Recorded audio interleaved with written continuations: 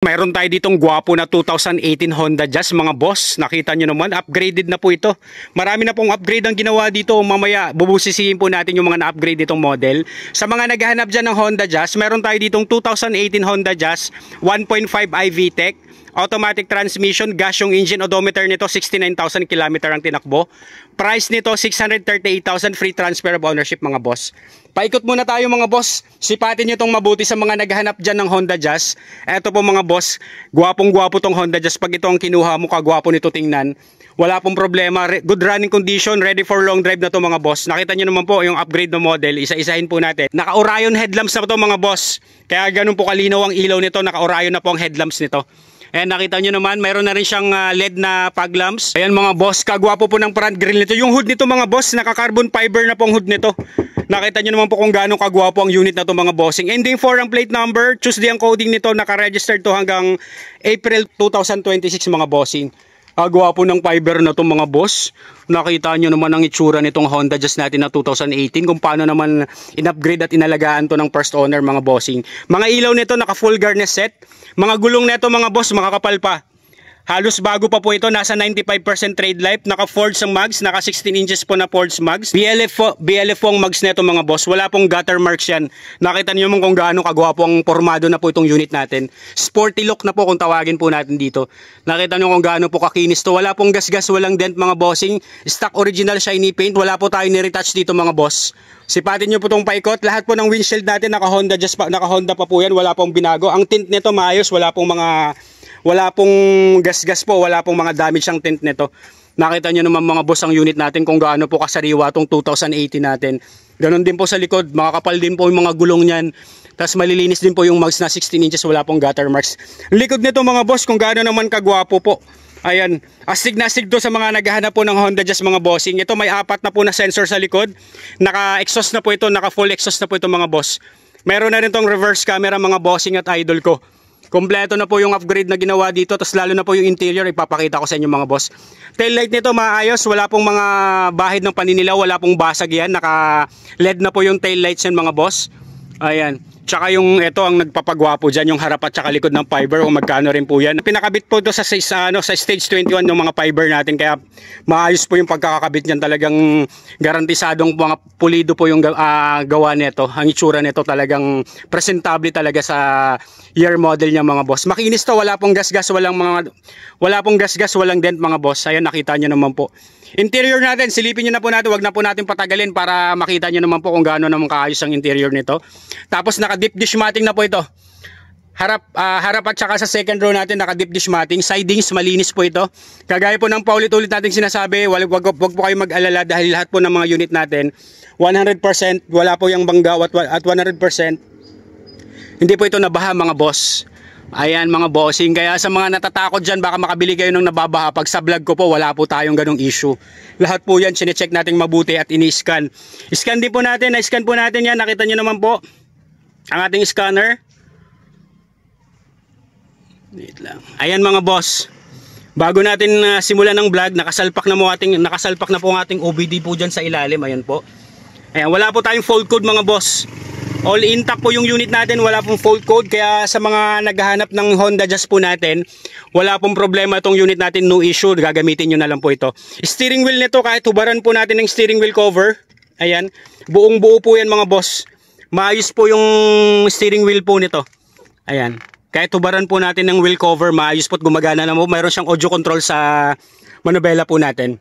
Sidings, dashboard, maayos. Tsaka ito po, naka leather seat cover na po ito mga bossing. Bagay na bagay po sa black nating ceiling mga bossing. Kung gaano naman kastig ang unit na to. Fresh na fresh. Swerte rin po makakabili nito. Nakita nyo naman pang itsura ng interior nito. Bumagay po yung leather seat cover, tapos naka deep dish matting. Check po natin yung actual mileage nito, not tampered mga boss. Money back if tampered. 69,346 po actual mileage, not tampered. Start po natin yung engine mga bossing. May kasama po itong dalawang original na susi po mga boss. Ayan. One click, one start din po tayo mga bossing. Naka touchscreen head unit. Meron na rin pong reverse camera yan. Open po natin yung aircon. Ito pong Honda Jazz natin, meron na itong Eco Mode and Sports Mode mga boss. Kaya swabe po. Tapos may dalawang airbag po ito. Ayan. Naka dual airbag na po yan. Tapos naka black ceiling po ang kagandahan nito. Sun visor natin mga boss. kung gaano naman ka-intact yan at kung gaano po kalinis ang unit natin na to. Dashboard maayos. Shifting po natin mga boss, reverse, neutral, drive. Ayan boss, swabe po ang shifting nito, wala pong problema ang transmission. Tapos meron na siyang reverse camera mga bossing. Kaya panalo to sa mga naghanap ng Honda Jazz. O kaya pwede itong pang first car nila sa mga binata natin dyan at mga kumari-kumpari natin dyan na naghanap ng first car. Panalo to, wala ka nang gagawin, naka-upgrade na po ito. Tsaka naka-sound setup na po ito mga boss. Wala kang problema pag ito ang dalang-dala mo na Honda Jazz. Quality tong unit natin. Nakita nyo naman po, ang linis din po ng deep dish matting sa kabilang side. Pero kahit alisin nyo po yung deep dish matting na yan, buong buo po yung mga matting yan. Ganon din po sa likod mga boss, ipapakita ko sa inyo mamaya.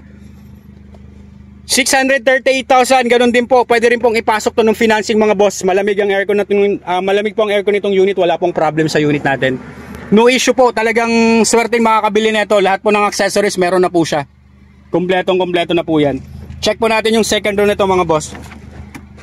And driver side natin, kahit alisin nyo po yung seat cover na yan, buong buo po yung mga upuan, wala pong mga punit yan, wala pong mga damage ang mga upuan natin nito.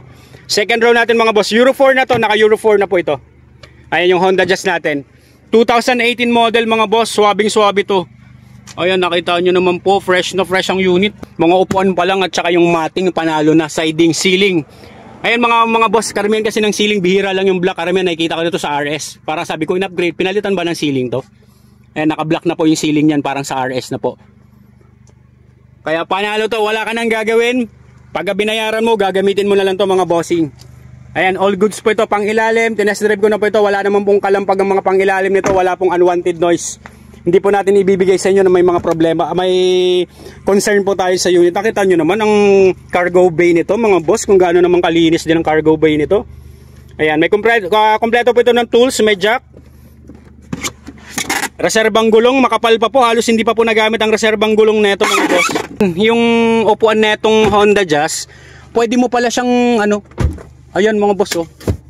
Kaya kung marami kayong ilalagay, di ba, medyo hindi pa ganong saktong laki lang po yung cargo bay nito. Pero kung ipofold mo yung second row mga boss, nakita nyo naman kung gaano kaluwag. Kung loadan mo, parang pick up na yung laki yung size, oh.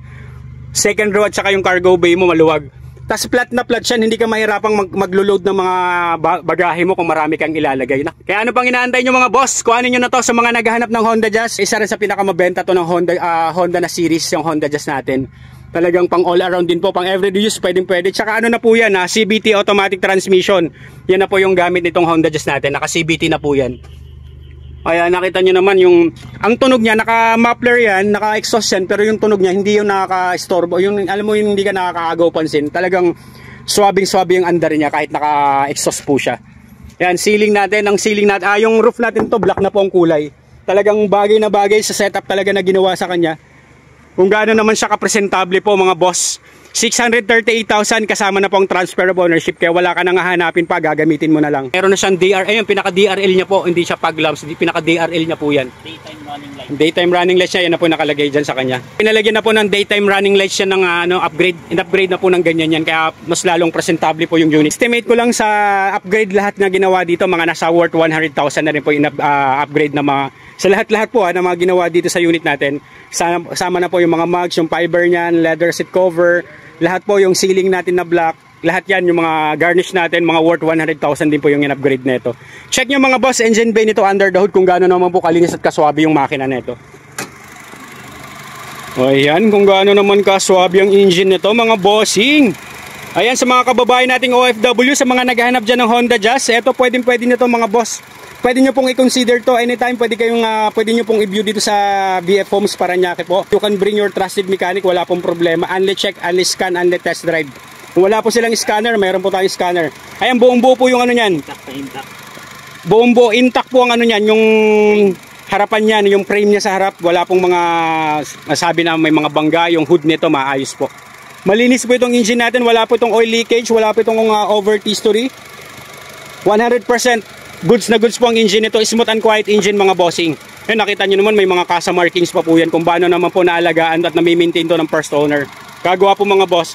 Ito naman pong 2018 Honda Jazz natin, powered by a 1.5 liter iVTEC gasoline engine that produces 130 horsepower at 157 Newton meter of torque. Gamit naman ito, timing chain, naka-timing chain na po ito at front wheel drive po ito mga boss. Para lahat po ng mga, at least yung mga basic na mga detalye, malalaman po natin para kahit hindi nyo na po tingnan ng actual, kung nagtitiwala kayo sa vlog ko, reserve nyo na to mga boss, pwede nyo pong wala pong problema sa unit. Ako na po magsasabi, approve na approve po talaga tong unit natin mga bossing. Tsaka yung ginagamit po nito na langis Amsoil po. Polysynthetic po ang gamit nito, Amsoil po, talagang alaga talaga to, kaya wala kang masasabi sa, kaya makikita mo naman kung gaano ka-smooth ang andar ng makina nito. Mamahaling langis po ang ginagamit niyan, naka-synthetic na Amsoil po ang gamit niyan. Amsoil. Ayan mga boss, kaya sa mga naghahanap nito, ano pang inaantay nyo mga bossing? 638,000 kasamang transfer ownership, wala ka nang gagawin, sasakyan mo na lang to, gas and go po. Alright mga bossing, comment down below sa video sa mga interesado at i-assist ko po kayo.